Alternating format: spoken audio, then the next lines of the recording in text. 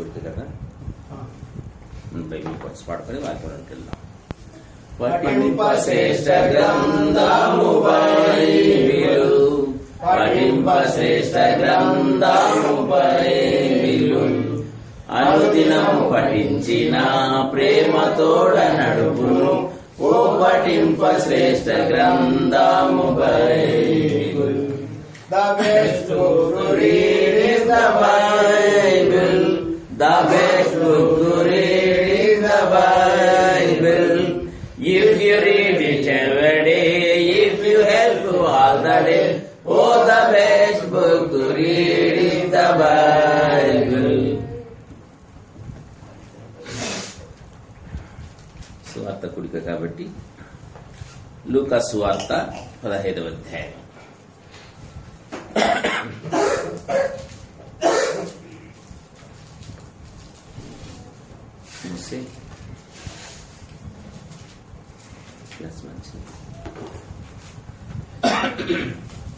లూకా సువార్త 15వ అధ్యాయము 11 నుండి కొన్ని వచనాలు మార్చి చదువుకుందాం. లూకా సువార్త 15వ అధ్యాయము 1 నుండి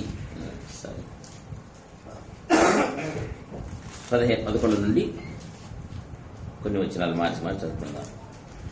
మరియు ఆయన ఇట్లా నేను, ఒక మనుష్యునికి 2 కుమారులుండిరి.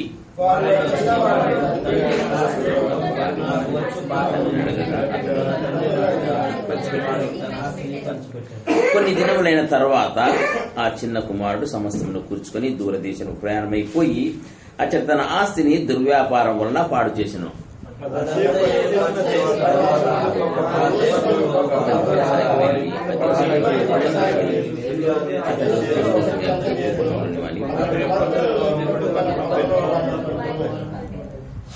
వాడు పందులు తిను పొట్టుతో తన కడుపుని నింపుకొన ఆశపడను గాని ఎవడును వానికి ఏమీ ఇవ్వలేదు.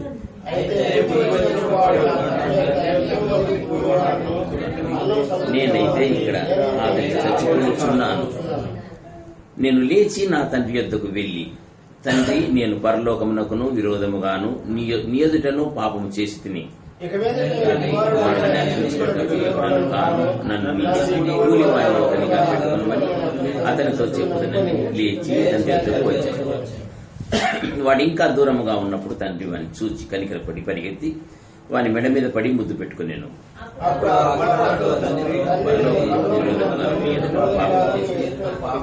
ఇక మీద నీ కుమారుడని అనిపించిన యోగ్యులు కాదు. అయితే తండ్రి తన దాసును చూచి ప్రశస్త వస్త్రం త్వరగా తెచ్చి వీనికి కట్టి వీని చేతికి ఉంగరం పెట్టి పాదాలకు చెప్పులు తొలగించుడి.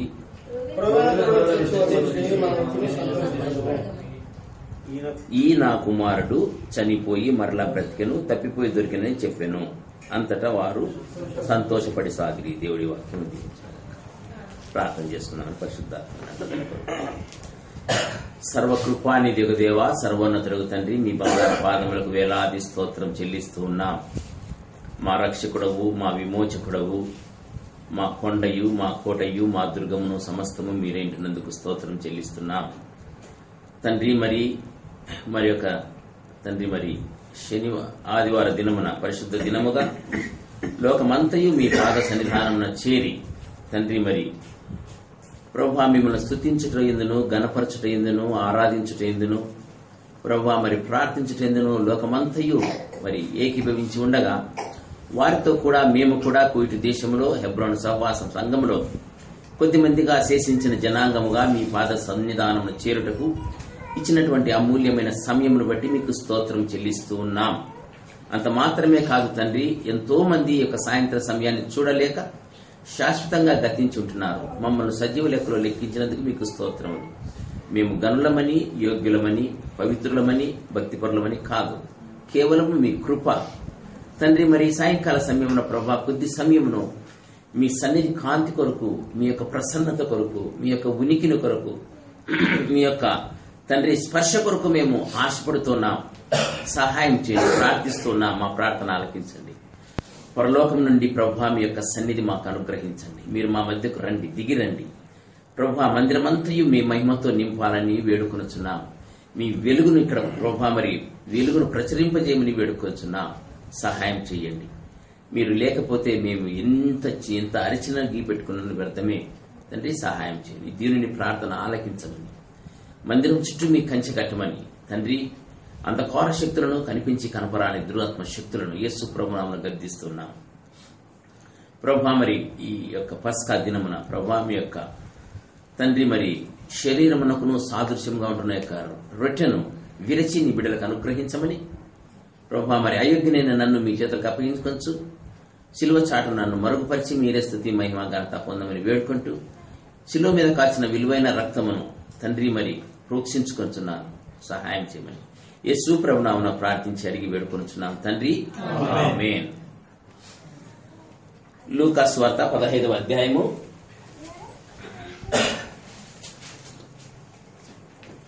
11 నుండి కొన్ని వచనాలు మనం చదువుకున్నాం.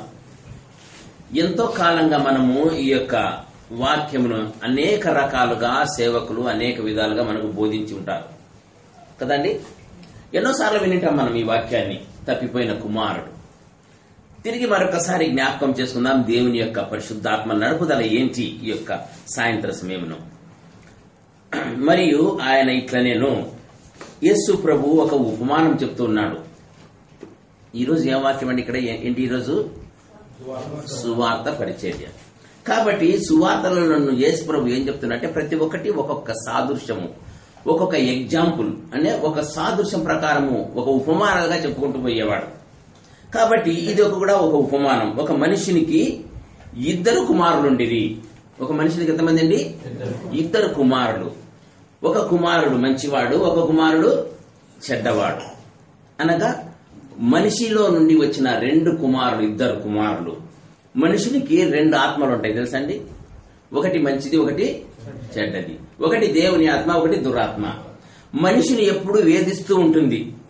మనిషిని యొక్క 2 తలంపులు, 2 కుమారులు, 2 కుమారులు.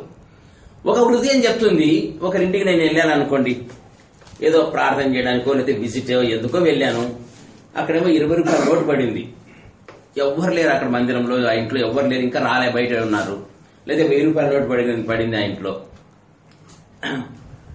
నేనేం చేస్తాను, అరే ఎవ్వరు లేదు అక్కడ 1000 రూపాయల నోటు ఉంది, ముందు తీసే జోలో పెట్టుకుందాము. పెట్టేసుకో, ముందు తీసి అది పెట్టేసుకో. 20 రూపాయలు అంటే 3-4 వేలు అవుతుంది. పెట్టేసుకో, మనం చూసుకుందాం. దేవుని ఆత్మ చెప్తుంది, బుద్ధి లేనోడా అది నీది కాదు, అక్కడే పెట్టు, ఇస్తే లేదా వాళ్ళకి ఇచ్చేయి. ఎన్ని ఆత్మలు ఉన్నాయి మనిషిలో? 2 ఆత్మలు. కాబట్టి ఈ 2 ఆత్మలు అనగా 2 కుమారులు. ఒకటేమో మంచి చేయాలంటది, ఒక ఆత్మేమో చెడుపు చేయాలంటది. కాబట్టి ఈ యొక్క చెడుపు చేయ ఆత్మ అనగా దురాత్మతో ప్రేరేపించబడినటువంటి యొక్క మనస్సు ఏం చెప్తుందంటే, నువ్వు తాగు, తిను, సుఖించు, అనుభవించు. ఈ వయస్సు 3 రోజుల ముచ్చటే. ఈ వయసు 3 రోజుల ముచ్చటే. కాబట్టి దీన్ని నీవు అనవసరంగా ఎందుకు కాలం గడుపుతావు? దేవుడంటూ, భక్తి అంటూ, ఉపవాసాలంటూ నీ ఇష్టం అనవసరమైన రోజులు ఎందుకు గడుపుతాను అని దురాత్మ యొక్క శక్తి ప్రభావం చెప్తుంది. దేవుడు అంటాడు, ఇది 3 రోజులే గడువు నైనా చెప్పు. ఈ 3 రోజులలో నువ్వు దేవుడితో కనెక్షన్ పెట్టుకుని దేవునితో పాటు నువ్వు ఉన్నట్లయితే, దేవునితో పాటు నువ్వు నడిచినట్లయితే, ఈ 3 రోజుల తర్వాత 4వ రోజు నువ్వు ఎక్కడుంటావు? పరలోకంలో ఉంటావు అంటాడు. మనిషి ఎప్పటికీ న్యూట్రల్. మన కారుకునే చూడండి, న్యూట్రల్లో ఉంటాడు మనిషి. నువ్వు ఏ ప్రేరేపణకు లొంగుతావో ఆ ప్రేరేపణకి వెళ్ళిపోతావు. ఫస్ట్ గేర్ వేస్తావు, రివర్స్ గేర్ వేస్తే రివర్స్కి వెళ్ళిపోతావు. ఫస్ట్ గేర్లో పడిపోయింది అనుకోండి బండి, దేవునితో పాటు నడుస్తావు. రివర్స్ గేర్లో పడిపోయింది అనుకోండి, వెనక్కి వెళ్ళిపోతావు. కాబట్టి మనిషి ఎప్పటికీ న్యూట్రల్. వీడు మంచోడు, వాడు మంచి దేవునితో పాటు నడిచినప్పుడు అంత చాలా మంచోడన్నా అంటాం. సాతానుతో పాటు నడిచినప్పుడు చాలా దుర్మార్గుడన్నా అంటాం. ఒకటే మనిషి 2 దిక్కులా ఉంటాడు కదా. కాబట్టి ఇప్పుడు ఏం చేశాడు ఈ యొక్క కుమారుడు? చూడండి, వారిలో చిన్నవాడు ఎవరు? వీడు చిన్నవాడు అనగా చిన్నవాడు ఎవరిని సూచిస్తుంది? తక్కువ చూపిస్తుంది, లేమిని చూపిస్తుంది. ఇంకా ఎదిగినటువంటి స్థితి లేదు. ఆత్మీయ స్థితిలో ఇంకా చాలా తక్కువగా ఉన్నాడు. ఎందుకంటే పెద్దవాడు కాలేదు, ఇంకా చిన్నవాడుగా ఉంటున్నాడు. చిన్నవాళ్ళకు ఏమర్థం ఉంటుందండి? చిన్నవాళ్ళకి జ్ఞానం ఉండదు. ఏమైనా మాట్లాడితే వాడు చిన్నవాడన్నా, ఇంకా వానికి ఏం తెలుసన్నా, వానికి సరైన అవగాహన లేదు, వాడు చిన్నోడన్నా. చిన్నవాడు కాబట్టి ఇంకా పరిశుద్ధాత్మ నడుపుదల కిందికి రాలేదు. ఇంకా వాక్యానుసారమైన జీవితం లేదు. ఇంకా ఎక్కడున్నాడంటే చిన్నవానిగా ఉంటున్నాడు కాబట్టి ఎదుగుదల లేదు, ఆత్మీయమైన ఎదుగుదల లేదు, వాక్యానుసారమైన ఎదుగుదల లేదు, దేవునితో నడుచున్నటువంటి ఎదుగుదల లేదు, ప్రార్థనా జీవితంలో ఎదుగుదల లేదు. ఏ విధంగా ఉంటున్నాడు? చిన్నవాడుగా ఉంటున్నాడు. మన జీవితంలో ఏండ్ల తరబడి ఇంకా అనేక సంవత్సరాలుగా మనం మందిరానికి వస్తూ ఉన్నాం, ప్రార్థన చేస్తూ ఉన్నాం, యేసు ప్రభువుని గురించి మనకు తెలుసు.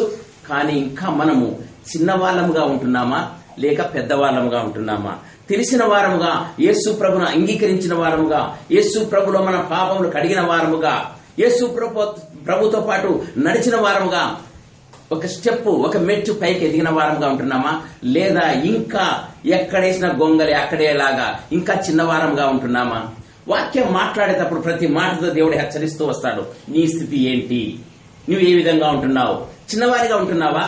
ఎంతకాలం నువ్వు ఇంకా చిన్నవారిగా ఉండాలనుకుంటున్నావు? ఎంతకాలం ఇంకా నీ యొక్క మరుగుజ్జుతనము, ఎదగలేని స్థితి?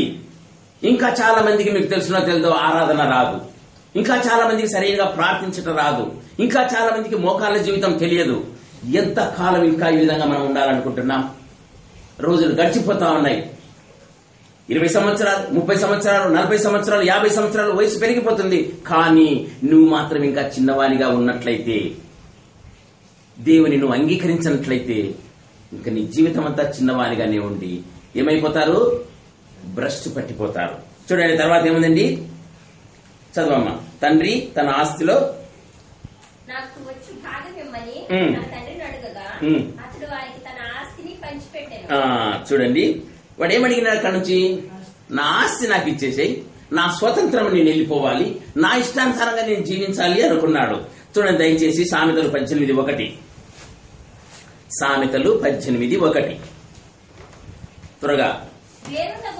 వేరుండగోరువాడు స్వేచ్ఛానుసారముగా నడుచువాడు అట్టివాడు లెస్సైన జ్ఞానమునకు విరోధి. వేరుండగోరువాడు, ఈ యొక్క చిన్నవాడు ఇప్పుడు ఎక్కడ ఉండాలనుకున్నాడు? తండ్రితో పాటు ఉండాలి, తండ్రితో పాటు జీవించాలి అనుకున్నాడా? వేరుండగోరువాడు స్వేచ్ఛానుసారముగా నడుచువాడు. స్వేచ్ఛానుసారం అంటే నా ఇష్టం, నేనేమైనా చేస్తా, నన్నెవరు అడగడానికి? మీరు చూసినారు లేదో, మిడిమిడి వయసు ఉంటుంది చూడండి, 10th క్లాస్ ఇంటర్మీడియట్ వయసులో ఇంకా సరిగా వారికి అవగాహన లేని స్థితి, వారు ఇంకా ఎదగలేనటువంటి స్థితి. వారు ఏం చేస్తారంటే ఏదైనా చెప్తే, ఏంటి నేను పెద్దనే అయిపోయినా, నాకు తెలుసు, ఇంకా నాకు అన్నీ తెలుసు, నేనేమైనా చేయగలను. అందుకోసమే స్ట్రైకులు అయినా చేస్తే బస్సులు కాల్చేది వాళ్ళే, కొంపలను కాల్చేది వాళ్ళే, రాళ్ళేసేది వాస్తే, అన్నిట్లో ఫస్ట్ ఉండేది ఎవరు? ఆ వయసులో ఉంటే ఉంటారు. ఇంట్లో నుంచి వెళ్ళిపోయేది కూడా వాళ్ళే, అదే వయసులో వెళ్ళిపోతారు. ఇంకా చిన్నపిల్లలు వెళ్ళారు, ఎందుకంటే భయం. పెద్ద అయిన తర్వాత అవగాహన వస్తుంది, వాళ్ళకి తెలుస్తుంది లోకం గురించి. ఈ 10th క్లాస్ ఇంటర్మీడియట్ చివరి వరకే వీళ్లకు అప్పుడు ఇంకా మైండ్ ఫిక్స్ అయిండదు, ఇంకా సరి అయినా సెటప్ అయిండదు మైండ్. వాళ్ళేమో ఫీల్ అవుతుంటారు నేను పెద్దోనే అయిపోయానని, మైండ్ మాత్రం ఇంకా తక్కువే ఉంటది. ఇంకా వారు సరిగా మీసాలు కూడా వచ్చిండవు. కాబట్టి అలాంటి స్థితిలో వేరుండగోరువాడు స్వేచ్ఛానుసారుడు. స్వేచ్ఛానుసారుడు లెస్సైన జ్ఞానమునకు విరోధి. లెస్సైన జ్ఞానము అనగా ఎవరు? చూడండి సామెతలు 2లో జ్ఞానం ఎవరు?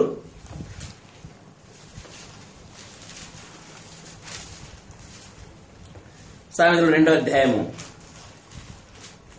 నా కుమారుడా, నీవు నా మాటలను అంగీకరించి నా ఆజ్ఞని యొద్ద దాచుకునే ఎడల, జ్ఞానమునకై నీవు చెవికి హృదయపూర్వకంగా అభ్యసించిన ఎడల, తెలివికై మొరపెట్టిన ఎడల, వివేచనకై మనవి చేసిన ఎడల, వెండిని దాచినట్లు దాన్ని వెతికిన ఎడల, దాచబడను వెతికినట్లు దాన్ని వెతికిన ఎడల, యెహోవా యందు భయభక్తులు కలిగి ఉండేటట్టుతో నీవు గ్రహించెదవు. దేవుని గుర్చిన విజ్ఞానము నీకు లభించును. యెహోవాయే జ్ఞానమిచ్చువాడు. యెహోవాయే జ్ఞానమిచ్చువాడు అని మనం చదివాము.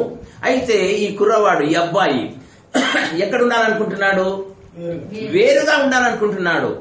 ఏ దానికి వేరుగా ఉండాలనుకుంటున్నాడు? లెస్సైన జ్ఞానమునకు వాడు దూరంగా ఉండాలనుకుంటున్నాడు. ఎప్పుడైతే వాడు తండ్రితో దూరం అయిపోయాడో, ఎప్పుడైతే ఇంట్లో నుంచి పక్కన ఉండాలనుకుంటున్నాడో, ఎప్పుడైతే ఆ తలంపులలో ఆ విధంగా వాడు జీవిస్తున్నాడో, వాడు కుటుంబ ప్రార్థనకు వస్తాడా? రాత్రిపూట రాడు. 8 గంటలకు 9 గంటలకు ఎక్కడ బంకుల దగ్గర ఉంటాడు, లేదా హోటల్ దగ్గర టీ తాగుతా ఉంటాడు, లేదంటే సినిమా హాల్ దగ్గర ఉంటాడు. ఎక్కడ ఉంటాడు వాడు? ఎక్కడో బయట తిరుగుతూ ఉంటాడు కదా. తర్వాత చూడండి, వాడికి వాక్య పఠనం అనేది ఉండదు. రాత్రి 12 గంటలకు 1 గంటకు తిరిగి ఇంటికి వస్తాడు. తెల్లవారు లేచి మళ్ళీ ఫ్యామిలీ ప్రేయర్కి లేస్తాడు. ఉదయము లేచిపోని ముఖం కడుక్కొని బైబిల్ చదువుతాడా? చదవడు. ఇవన్నీ వానికి అబ్బవు, వాని దగ్గర ఉండవు అలవాటు. ఎందుకు? వాడు లెస్ అయిన జ్ఞానమునకు విరోధి. వాక్యం వాడి దగ్గర ఉండదు, వాక్యానుసారమైన జీవితం ఉండదు, సంఘ సహవాసం ఉండదు, సంఘం యొక్క క్రమం వాడికి తెలియదు. వీటన్నిటినీ వాడు ఎక్కడ ఉంటున్నాడు? దూరముగా ఉంటున్నాడు. లెస్ అయిన జ్ఞానమునకు వాడు విరోధి. అందుకోసమే ఎప్పుడైతే జ్ఞానములో వాడు ఉంటాడో, దేవునిలో వాడు ఉంటాడో, దేవుని జ్ఞానము అతనికి వస్తుంది. దేవుడు మాట్లాడుతూ వస్తాడు, నా ప్రియ బిడ్డ, నువ్వు పెద్దలతో ఈ విధంగా మాట్లాడాలి, సంఘంలో ఈ విధంగా పరిచర్య చేయాలి, పెద్దలను ఈ విధంగా గౌరవించాలి, సేవకులను ఈ విధంగా గౌరవించాలి, సేవకులతో ఈ విధంగా మాట్లాడాలి. ఇది తెలియనోడు లెస్ అయిన జ్ఞానమునకు వాడు విరోధి అయినప్పుడు, వాక్యానుసారమైన జీవితం వారిలో లేనప్పుడు, వానికి ప్రవక్తలు లేదు, భయభక్తులు లేదు, తర్వాత సంఘము లేదు, సంఘ పెద్దలు లేరు. ఎందుకు? వాడికి క్రమం తెలియదు. వాడు ఎప్పుడు అక్కడ ఉండడు. వాడి ఇష్టం, నా ఇష్టం, నేనేమైనా చేయగలను, నా ఇష్టం అని చోటుకి నేను వెళ్తాను. ఒకప్పుడు నేను కూడా అంతే. మా ఫాదర్ చాలా భక్తిపరుడు. ఆయనకు తెలిసింది 3 విషయాలే. 1 సంఘం, 2 ఆఫీసు, 3 ఇల్లు. ఇంకేమీ తెలియదు. నన్ను ఒక రోజు అన్నాడు, ఒరే ఈరోజు నేను ప్రొద్దుటూరులో ఉంటే మరుసటి రోజు హైదరాబాద్లో ఉంటాను, 3వ రోజు ఇంటికి వస్తే ఎక్కడ పోయినాను ఆయన అంటే హైదరాబాద్ పోయినా. నువ్వు చెప్తే కనీసం మీ డెడ్ బాడీ నాడు తెచ్చుకుంటే బాగుంటుంది నాకు అన్నాడు. చూశారా? ఎందుకు? స్వేచ్ఛానుసారంగా జీవించేవాడిని. నా వయస్సు, నా ఇష్టం, ఏది అనుకుంటే అది చేయడమే, ఎక్కడ అనుకుంటే అక్కడికి వెళ్ళడమే. ఏదైతే ఫస్ట్ రిలీజ్ అవుతుందో మొదటి టికెట్ మాది ఉండాలి, లేకపోతే ఒప్పుకోం మేము. కొట్లాడి సిరట్లు చించుకొని ఏమన్నా కానీ ఫస్ట్ టికెట్ మేము సంపాదించుకోవాలా, ఫస్ట్ రోలోనే వెళ్ళాలా, అల్లరి చేయాలి లోపల సినిమా హాల్లో. ఎందుకు? నా ఇష్టం. దేవునిలో మేము లేవు. దేవుని సన్నిధానంలో మోకరించడంలే, కుటుంబ ప్రార్థనలో కూర్చోవడంలే, ఉదయకాలంలో వాక్యం చదువుకొని బైబిల్ చదువుకొని ప్రార్థన చేసుకోవడంలే. కాబట్టి నా ఇష్టం. కాబట్టి యవనులు ముఖ్యంగా గమనించవలసిన విషయం ఏంటంటే, ఎప్పుడైతే నువ్వు లెస్ అయిన జ్ఞానమునకు విరోధిగా ఉంటావో నువ్వు ఇంకా లోకానికే విరోధివి. చూడండి దయచేసి అట్లే సామెతలు 13:13 చదవండి అమ్మా. ఆజ్ఞను తిరస్కరించువాడు మళ్ళొకసారి చదవయ్యా. ఆజ్ఞను తిరస్కరించువాడు అందువలన శిక్ష నొందును, ఆజ్ఞ విషయమై భయభక్తులు గలవాడు లాభము పొందును. ఆజ్ఞను ఎప్పుడైతే మనం తిరస్కరిస్తాడో అప్పుడు ఏం చేస్తాడండి? తన ఇష్టానుసారమైన జీవితం. చూడండి ఇంకొక మాట చూస్తున్నాం, సామెతలు 7:7. మనం ఎన్ని గంటల వరకు ప్రేరు? జ్ఞానము లేని వారి మధ్యను యవ్వనుల మధ్యను ఏం లేదంటే వీడికి చూశారా, వాడే పడుచువాడే. అయితే యవ్వనుల మధ్యను జ్ఞానము లేని వారి మధ్యను బుద్ధి లేని వాడు ఒక పడుచువాడు నాకు కనబడెను. వాడు ఎక్కడున్నాడు? సంధ్య వేళ, ప్రొద్దు గుంకిన తర్వాత, చిమ్మ చీకటి గల రాత్రి వేళ వాడు జారశ్రీ సందు దగ్గర వీధిలో అటు ఇటు తిరుగుచుండెను. వాడు ఉండాల్సింది ఎక్కడ? ఆ సమయానికి సంధ్య వేళ అంటే సాయంకాలం అయిపోయింది. అరే డాడీ ఆఫీస్ నుంచి వచ్చాడు, లేదా పని నుంచి వచ్చాడు, కంపెనీ నుంచి వచ్చాడు, ఉండు ఇంటి దగ్గర కూర్చుందాం, ఫ్యామిలీ ప్రేయర్ చేస్తారు, లేకపోతే ఇంట్లో ఉండాలి, ఇంట్లో ఏదైనా పని ఉంటుంది. అక్కడ ఉన్నాడా వాడు? పోనీ స్కూల్లో ఉన్నాడా? పోనీ ట్యూషన్ లో ఉన్నాడా? లేడు. ఎక్కడున్నాడు? చెడు మార్గంలో ఉన్నాడు. చెడు మార్గంలో ఉన్నాడు కాబట్టి వాడు స్వేచ్ఛగా జీవించాలి అనుకుంటున్నాడు. చెడు మార్గంలో ఉన్నాడు కాబట్టి వాడు నా ఇష్టము అంటున్నాడు. చెడు మార్గంలో ఉన్నాడు కాబట్టి తండ్రి యొక్క ఆస్తిని వాడు అడిగాడు. వానికి ఏంటి దాని యొక్క ఫలితము? చూడండి 3 చదవయ్యా. 13 7:13. అది వారిని పట్టుకొని ముద్దు పెట్టుకొనేను, సమాధానం వల్ల నేను అర్పింపవలసి ఉంటుంది, నేను నా మొక్కుబడులు చెల్లించింది కాబట్టి నేను నిన్ను కలుసుకున్న రాగా నిన్ను ఎదుర్కొని బయలుదేరగా నీవే నాకు కనపడితివి. బలి పశువు అయిపోయినాడు వాడింగా. నీవే నాకు కనపడినవి. అబ్బా ఎంత గొప్ప మాట! అది ఒక చోట ఉండేది కాదు, ఒకరితో సంసారం చేసేది కాదు, అది దాని ఇష్టానుసారంగా తిరుగుడు స్త్రీ. ఎప్పుడైతే లాలన మాటలు చెప్పిందో చూడండి, అట్లే 21 దాంట్లోనే అది అధికమైన లాలన మాటల చేత దానిని లోపరుచుకొనెను, వాని ఈడ్చుకొని పోయెను. వెంటనే పశువు వదకు పోవునట్లు వాడు పరుల చేతిలో చిక్కిన వాడు సంఖ్యలోనికి పోవునట్లు ఎరగక గురి యొద్దకు పక్షి త్వరపడినట్లు దాని గుండెను అంబు చీల్చు వరకు దాని వెంట పోయెను. చూడండి, దేవునికి స్తోత్రం. ఈ కోయిట్లో కూడా అదే జరుగుతూ ఉంది. అనేక మంది ఇష్టానుసారమైన జీవితంలో, అనేక మంది తెలియకుండా సీక్రెట్ జీవితం ఇంకొకటి ఉంది. ఈ విధంగా జీవితం ఉన్నట్లయితే ఇండియాలో సహోదరి ఉంటుంది, ఇక్కడ బ్రదర్ ఏమో ఇష్టానుసారంగా తిరుగుతూ ఉంటాడు. ఇండియాలో భర్త అక్కడ ఉంటాడు, ఇక్కడేమో ఈమె ఇష్టానుసారంగా తిరుగుతుంది. ఎట్లా పోతుందంటే వదకు పోయినట్లు వెళ్ళిపోయి చివరకు తాగి ఇష్టానుసారమైన జీవితము, ఇక్కడే తాగడము, ఇక్కడే ఇసుపెటాకులాడడం, ఇక్కడే ఖర్చు పెట్టుకోవడం. అక్కడేమో వాళ్ళకేమో నూకలు ఉండవు, వీడేమిటి రోజు బిర్యానీ చికెన్ కర్రీ తింటా ఉన్నాడు. తాగడం, ఇష్టానుసారమైన జీవితం. ఎప్పుడైనా ఆలోచించారా మనం ఎక్కడ ఉంటున్నాం? తాగుడు ఒకటే కాదు, అనేకమైన వ్యసనాలు. అదేంటి నంబర్లు రాస్తారు, మట్కానా ఏంటి నంబర్స్ రాస్తారు. మట్కా కావచ్చు, లేకపోతే ఇంకొకటి కావచ్చు. ఏది నీ జీవితాన్ని ఈడ్చుకొని పోతుందో ఒక్కసారి ఆలోచించామా? కాబట్టి యవన కాలములో నువ్వు ఒక్క స్టెప్ పక్కనేస్తే, ఒక్క అడుగు పక్కనేస్తే నీ అంతము ఇంకొక చోటు ఉంటుంది. ఒక్క స్టెప్ నువ్వు కరెక్ట్ వేస్తే ఆ స్టెప్ ఇంకొక చోటుకి వెళ్తుంది. కాబట్టి మనం ఎప్పుడైతే మన ఇష్టానుసారంగా స్వేచ్ఛగా మనం తిరగాలి అనుకున్నామో, స్వేచ్ఛానుసారమైన జీవితం నువ్వు కావాలనుకున్నావో, ఎక్కడికి వెళ్ళినట్టు పోతుంది? వదకు వెళ్ళినట్టు. వద అంటే ఏంటి?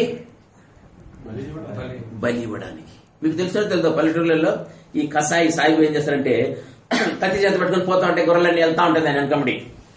దానికి తెలుసా వీడు కోసేస్తానని. మనం కూడా అంతే, సాతాను వెంట ఇష్టానుసారమైన లోకపు వ్యసనాలు, లోకపు జీవితము, లోక సంబంధమైన అనేకమైన ప్రేరేపణలు, శరీర సంబంధమైన కోరికలు, వాటన్నిటిని మనము వదకు వెళ్ళినట్టు వెళ్ళిపోతూ ఉన్నాం కసాయి వెంటబడి. ఒక్కసారి కూడా ఆలోచించే ఆ యొక్క లక్షణం మనకు లేదు. చూడండి, సామెతలు 10:1 దయచేసి చదవండి. సామెతలు 10. జ్ఞానము గల కుమారుడు తండ్రిని సంతోషపరచును, బుద్ధి లేని కుమారుడు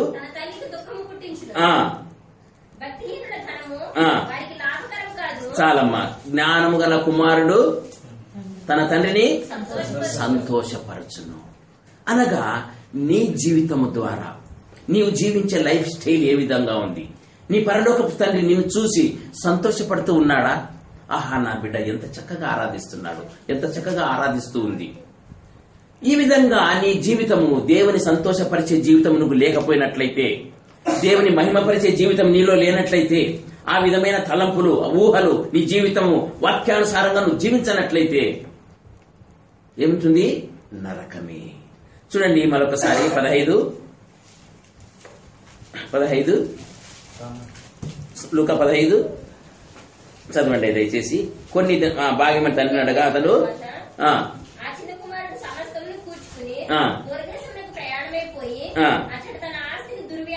దుర్వ్యాపారము చేసెను. దుర్వ్యాపారం ఏంటి? దుర్వ్యాపారాలు అనేకములు ఉన్నాయి.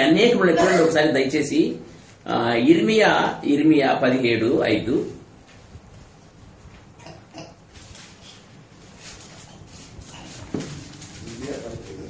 15 సారీ 17 అమ్మా 17:5. ఒక్క నిమిషం చదవమ్మా, తీసుకునేమ్మా, చదవమ్మా.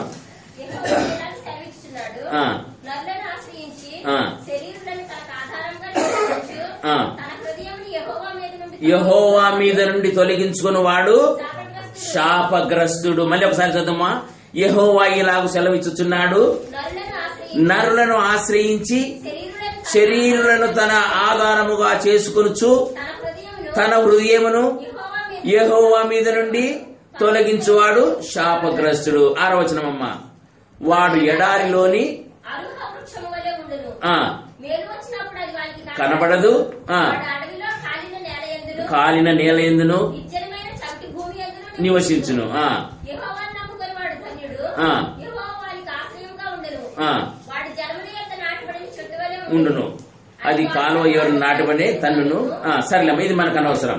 ఇప్పుడు వీడు ఏం చేశాడు? వాని యొక్క అవలక్షణాల వల్ల, వాని యొక్క చెడు మార్గం వల్ల ఏమైపోయాడు? సమస్తమును అంతా పోగొట్టుకున్నాడు. స్నేహితులు ఏం చేసినారు? వచ్చినారు అందరూ, రే తీసుకొని రా, నీ డబ్బులు తీసుకొని రా, మనం ఎక్కడ సింగపూర్ పోదాం, లేదా మెడ్రాస్ పోదాం, లేదా బాంబేకి పోదాం, అక్కడ భలే ఉంటాయి, అక్కడ డాన్సులు ఉంటాయి, నైట్ క్లబ్లు ఉంటాయి, ఇష్టానుసారంగా జీవించవచ్చు, అన్ని చేయొచ్చు. వెళ్ళినారు, తీసుకుని వెళ్ళిపోయినారు.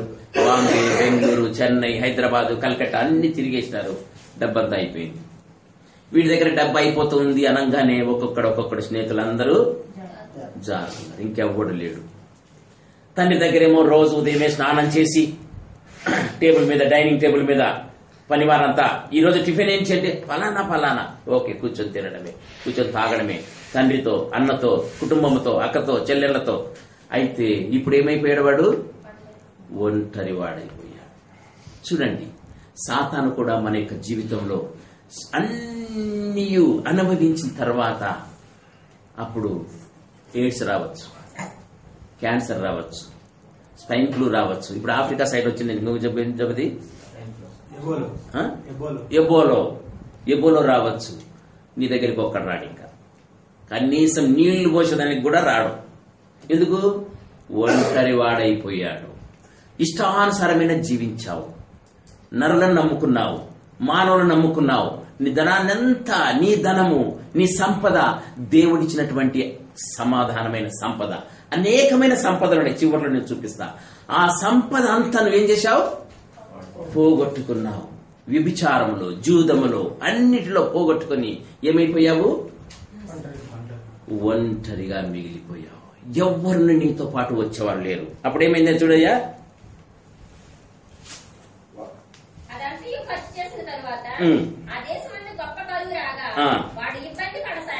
ఒక్క నిమిషం అమ్మా. దేశం మీద ఏమొచ్చింది? కరువు వచ్చింది. ఏం కరువు? కరువు అంటే ఏంటి? మనం ఇర్మియా గాని రాజుల గ్రంథంలో చదివితే అక్కడ గొప్ప కరువులు రాసి ఉంచినారు. ఒక పావురము రెట్ట ఎంతయ్యా చదపాలి పెద్దలు? ఒక పావురము రెట్ట 100 రూపాయలు కదమ్మా, ఎంతనో గుర్తులేదు నాకు కూడా. ఒక గాడిద తల 1000 ఎంతో గుర్తులేదు నాకు కరెక్ట్ గా. అంటే రెట్ట అంటే ఏంటి? పెంట. అంతేనా? కరెక్టేనా? రెట్ట. సరే, నేను ఒక 50 సంవత్సరాలు 30 సంవత్సరాలు ఏంటికి వెళ్ళిపోండి, టైలర్ దగ్గరికి పోయి, అయ్యా రెట్ట అయింది, లూజుగా కుట్టినవే అంటారు. అంటారా అనరా? ఈ రెట్ట అంతా లూజుగా ఉందమ్మా, చాలా పొడుగు తక్కువ పెట్టాడు రెట్ట. ఏం రెట్టది? ఈ రెట్ట కాదు, ఈ రెట్ట. పావురం రెక్క. రెక్క అని రాయలేదు కదా ఎక్కడ, రెట్ట అని రాసిన. అది కరెక్ట్ ట్రాన్స్లేషన్ కాదు యాక్చువల్లీ. పావురపు రెట్ట అంటే చెయ్యి. పావురపు చెయ్యి ఎంత ఉంటుంది? ఎన్ని తులాలు ఉంటుంది ఇది? అంటే గాడిద తల ఎంత, పావురపు రెట్ట అంటే ఆ యొక్క రింగ్ ఎంత, దానికి సరి చేసిన. కానీ అక్కడ కరెక్ట్ గా వాళ్ళకి పదం దొరకక రెట్ట అంటే, అప్పుడు కాలంలో రెట్టలు వాడేవాళ్ళు కాబట్టి రెట్ట పెట్టేసినారు. అది డిక్షనరీలో కూడా తప్పు రాసినారు దాన్ని. కాబట్టి కరువు వచ్చేసింది, కనీసం అతనికి అన్నం పెట్టే నాదుడు లేడు. తర్వాత ఏం చేశాడు ఇతను? కరువు అంటే ఏంటి? కరువు ఏ కరువు వచ్చింది ఇతనికి? ఇక్కడ వాక్యానుసారంగా ఆహారం అనే కరువు వచ్చింది. అన్నం లేదు అక్కడికి. అయితే 2 కరువులున్నాయి. ఒకటి ఆత్మీయమైన కరువు, 2 శరీర సంబంధమైన కరువు. శరీర సంబంధమైన కరువు దేవుని నుండి దూరపరచలేదు. ఎందుకంటే ఒక మాట ఉంది, రొట్టె వలన మనిషి జీవించడు, దేవుని మాట వలన జీవిస్తాడు. అయితే వీడికి 2 వచ్చినాయి. దేవుని మాట లేదు, లోక సంబంధమైన ఆహారము లేదు, కరువు వచ్చేసింది. ఎప్పుడు కరువు వచ్చిందంటే నీ జీవితంలో వాక్యం లేదు, కరువు వచ్చేసింది. నీ జీవితానికి, ప్రార్థనా జీవితానికి నువ్వు కరువు అయిపోయావు, కుటుంబానికి నువ్వు కరువు అయిపోయావు. ప్రార్థనా జీవితం నీలో లేదు, ఎందుకంటే కరువు వచ్చేసింది. ఎప్పుడైతే నీలో లేదో అది కరువే. బైబిల్ చదవడంలే, ప్రార్థన చేసుకోవడంలే, సంఘం లేదు, కుటుంబం లేదు, అన్ని దూరం అయిపోయాడు. కాబట్టి శరీర సంబంధమైన కరువు ఆత్మ సంబంధమైన కరువు రెండు ఏకమైపోయాయి. ఒకేలా శరీర సంబంధమైన కరువు వచ్చి ఆహారమే ఉంటే మనిషి రొట్టె వలన జీవించడు, కానీ దేవుని మాట వలన జీవించుండనేమో. ఏలియాకి ఎక్కడి నుంచి పంపాడు దేవుడు? పంపాడా లేదా? ఆ ఒక వృద్ధురాల ఇంట్లో ఆయా మేము ఒక్క రొట్టె ఉంది, నేను నా మన్మడు నేను నా కుమారుడు తిని చావాలనుకున్నాం, చనిపోయారా? బతికాడా లేదా? కాబట్టి ఇదేం కరువు అంటారు? ఆత్మీయమైన కరువు. వాక్యము లేదు, ప్రార్థన లేదు, సంఘము లేదు, సహవాసము లేదు, ఆరాధన లేదు, దేవుడే లేడు, అన్ని కరువే. ఈ కరువు వచ్చినప్పుడు అప్పుడు ఏం చూడండి ఏముందో, ఇబ్బంది పడసాగి వెళ్ళి ఆ దేశస్థులలో ఒకని చెంత చేరాను. అతడు పందులను మేపుటకు తన పొలంలోనికి వానికి పంపెను. పందులు అనగా ఇశ్రాయేల్ జనాంగానికి చాలా అసహ్యమైన మాట. పందులు వాళ్ళు ఒప్పుకోరు, ఎందుకంటే దేవుడు చెప్పినాడు కదా, వాయి యేసు ప్రభు దయ్యాన్ని వదిలిపెట్టినప్పుడు ఎక్కడ వదిలిపెట్టినవి కదా. తర్వాత మనము ఏ ఏ ఆహారం తినొచ్చు అని చదివితే పందులు తినకూడదని ఉంది. అంటే అసహ్యమైన జంతువులలో అది ఒకటి. అయితే ఈ బిడ్డ ఎక్కడికి వెళ్ళాడు? పందులు మేపడానికి వెళ్ళాడు. ఏది కాదు, ఏది వద్దు, ఏది చేయకూడదో దానికే వెళ్ళాడు.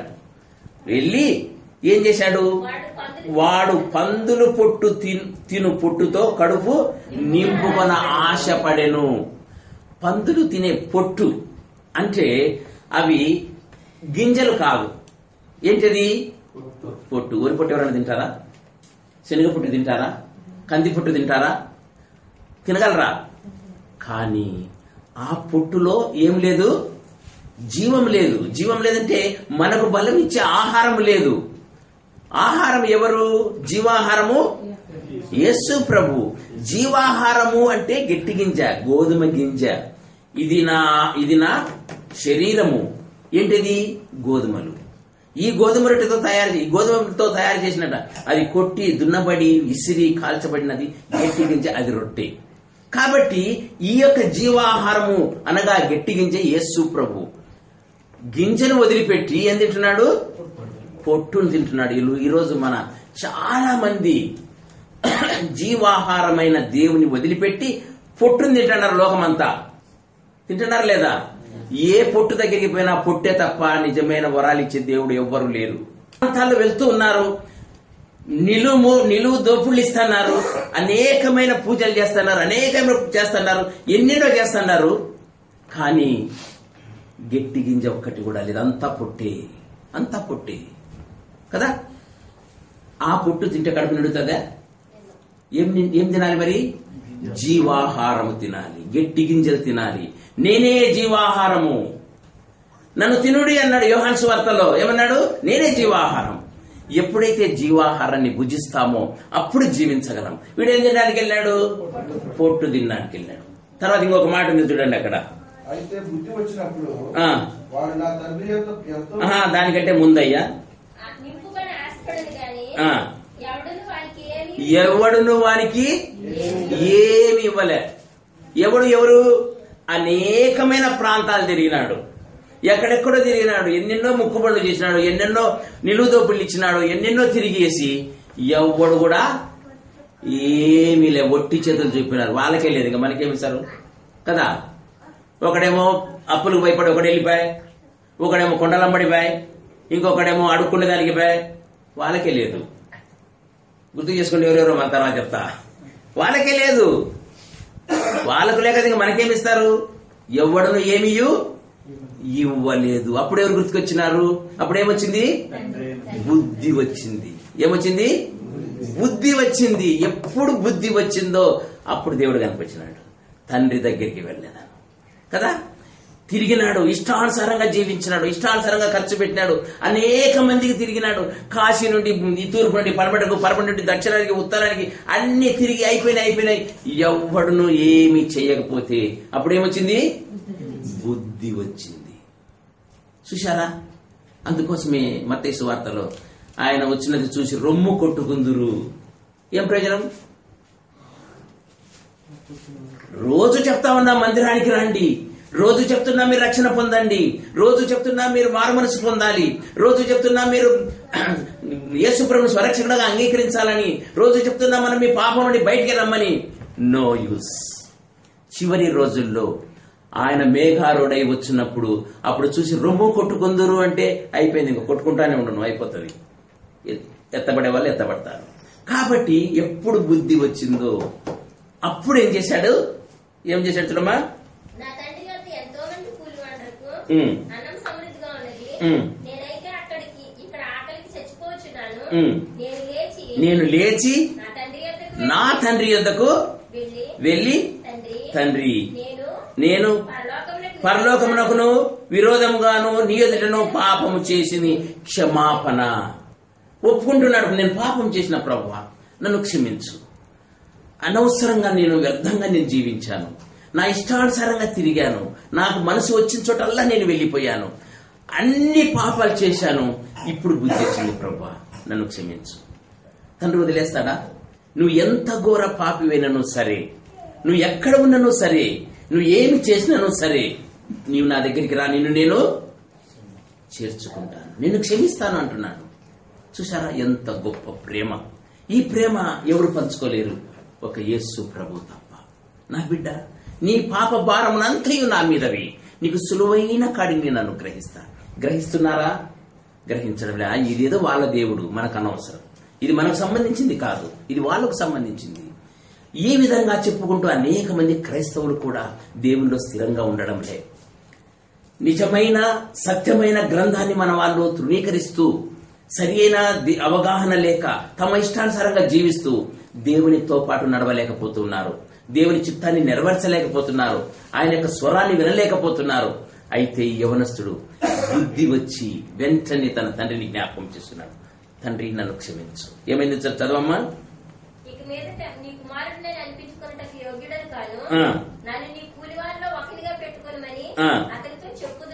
అనుకొని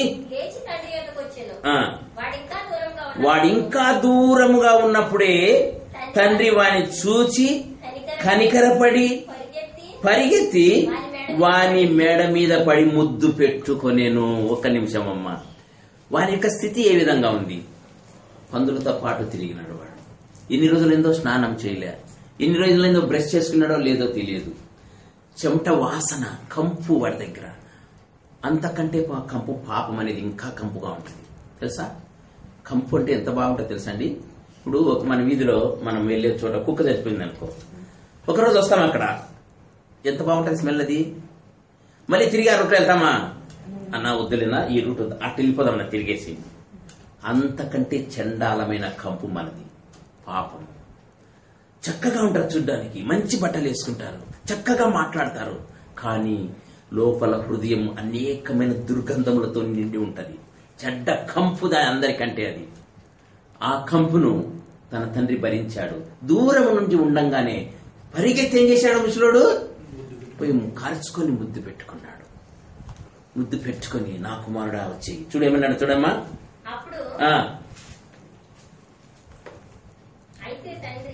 నేను కుమారుడు అతనితో, తండ్రి నేను పరలోకమునకును విరోధముగాను నీ ఎదుట పాపం చేసి తిని ఇక మీదట నీ కుమారుడని అనిపించుకుంటూ యోగ్యుడను కానెను. అయితే తండ్రి తన దాసులను చూసి, ఒక్క నిమిషం అయ్యా, ఇప్పుడు ఈ మాట అన్న వెంటనే తండ్రి ఏమోలేనైనా అయిపోయింది, జరిగిపోయింది, ఇంక ఎందుకులే రానైనా అన్నాడా? ఏమి మాట్లాడిని వాళ్ళే ఇంకా. అంటే మనం తండ్రితో ఒక్క మాట, ప్రభువా గత జీవితంలో నేను తప్పు చేశా ప్రభువా, నన్ను క్షమించు, నేను తెలిసి తెలియక పాపం చేశా. ఇంకే దేవుడు అంటాడు, ఇంకా ఎన్ని స్టాప్ చేసేయి, నువ్వు ఒప్పుకున్నావు కదా, ఓకే రా, ఇంక నువ్వు నా బిడ్డవు. చూడు ఎంత ధారాళమైన, ఎంత పవిత్రమైన, ఎంత ప్రేమగల మనస్సు. ఇంకా ఏమి మాట్లాడలే ఇక్కడ తండ్రి. ఏమన్నా మాట్లాడా? వాటికి స్టాప్ పెట్టు, ఇంకా ఫుల్ స్టాప్ పెట్టు నీ మాటలకు. నీవు నా కుమారుడివి, వచ్చేయి. ఏమన్నాడు వెంటనే? ఆర్డర్. ప్రశస్త వస్త్రములు త్వరగా తెచ్చి వీని చేతి ఉంగరము పెట్టి పాదములకు చెప్పులు తొడిగించుడి,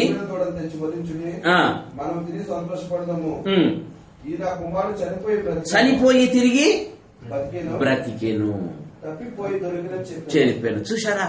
అంటే ఒక్కసారి ఇంకొక 5 నిమిషాలు మనం చూసుకొని ముగించుకుందాం. ఇప్పుడు మనము అసలు ట్రాక్ లేకొద్దాం. ఈ కుమారుడు ఏమేమి తను లాస్ అయిపోయాడు చూడండి దయచేసి. ఎఫ్ఎస్సి 6:15 ఎఫ్ఎస్సి 6:15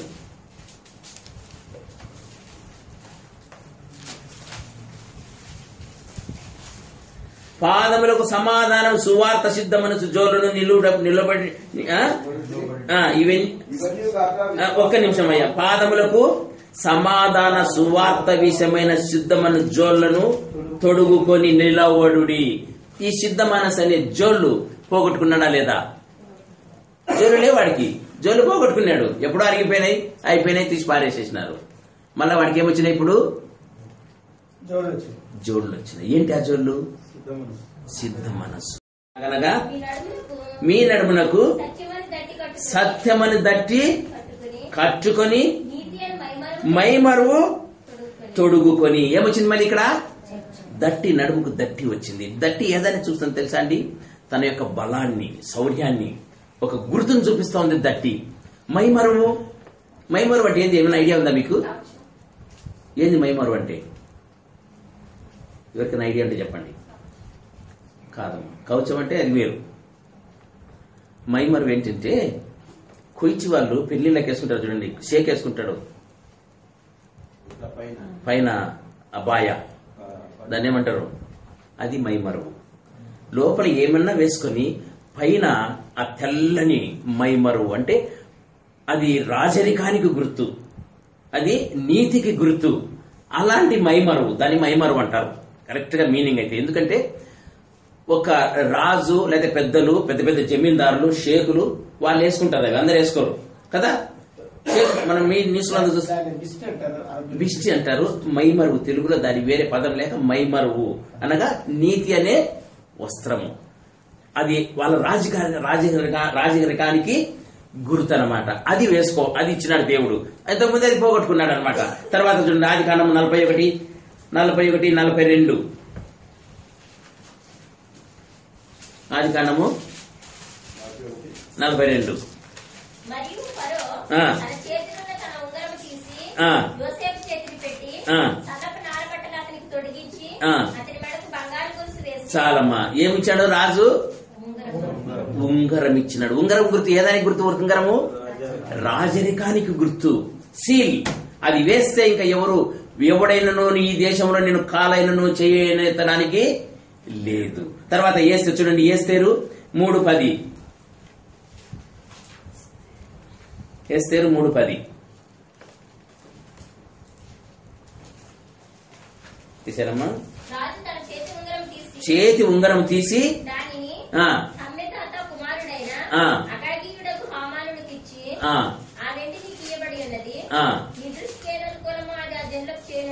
చాలమ్మా, నీ దృష్టికి ఏది అనుకూలం అంటే రాజముద్ర కలిగిన వాడు.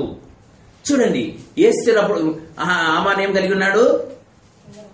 రాజముద్ర కలిగి ఉన్నాడు. అది ఎవరికి ఇవ్వడదు. ఆ ముద్ర ఇంకా ఒక్కసారి సీలేస్తుందని చెప్పబడదు. అనగా దేవుని యొక్క ముద్దు టుంగరము మన హృదయాల మీద సీలేసినట్టు ఉన్నమాట. తర్వాత ముగించుకుందాం. హెబ్రీ 10:22. హెబ్రీ 10:22.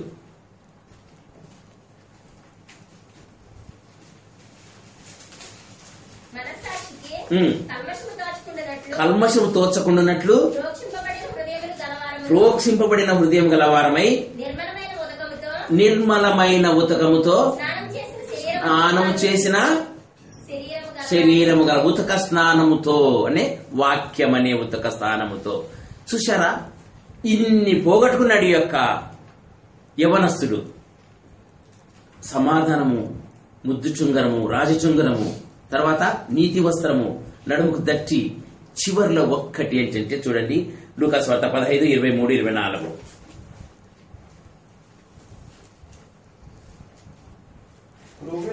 క్రొవ్విన దూడను తెచ్చి వధించుడి, మనము తిని సంతోషపడదము. ఈ నా కుమారుడు చనిపోయి మరలా బ్రతికెను, తప్పిపోయి దొరికెనని చెప్పాను. అంతటా అందరూ సంతోషపడి సాగిరి. క్రొవ్విన దూడ తెచ్చి వధించుడి, మనము తిని సంతోషపడదాము అనగా బల్లను సూచిస్తూ ఉంది కదా. వధింపబడిన గొర్రె పిల్లగా తిరిగి సంఘములో, తిరిగి గృహములో చేర్చుకొని సంతోషించదము. ఎప్పుడైతే నువ్వు సంఘములో చేర్చబడ్డావో, పాప జీవితము నుండి నాశనకరమైన జీవితం నుండి, ఎండిపోయిన జీవితం నుండి, పొట్టు తినే జీవితం నుండి, ఎవరో ఏమో చేస్తారని తిరిగిన జీవితం నుండి తిరిగి నువ్వు ఎక్కడ చేర్చబడ్డావు? రాజులైన యాజక సమూహంలో చేర్చబడ్డావు. రాజు యొక్క దుస్తులు, చెప్పులు అన్నీ నీకు ధరించబడి విందులో నువ్వు ఒకరిగా ఉంటున్నావు. చూశారా? ఇంతటి భాగ్యాన్ని కోల్పోయిన యవనస్తులు మనలో ఎవరైనా ఉండారేమో, మనం కూడా ఎక్కడైనా పడిపోయామేమో, ఇంకా జీవితంలో ఇంకా ఆయన అనుసరించే జీవితంలో ఉన్నామో లేదో ఒక్కసారి మనం పరీక్షించుకొని దేవుడిని అడుగుదాం. దేవుడి వాక్యంలో దీవించుగా. ఆమేన్.